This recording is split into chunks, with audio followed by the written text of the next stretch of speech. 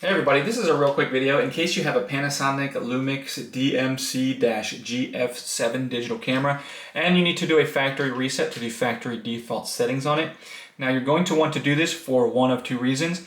The first one is troubleshooting. If you're having any issues with this camera not working, maybe it's not connecting with something or not pairing, or just any other thing where it's bugging and you're trying to get it to work, a factory reset can fix a lot of these issues. Now the second reason you might want to do this is, there's a ton of settings on here and we can change them all manually, but if you'd rather just get a fresh start, get everything back to the way it was when it came out of the box, we can do this really super easily. All we need to do is with the camera on, we're just going to come and hit the menu set button to open the menu on the screen, and from there it's just two things. It's just the setup wrench icon submenu, and then from the setup wrench icon submenu we'll select reset. So menu, setup wrench icon submenu, reset, and from there you can reset everything back to the way it was when it came out of the box.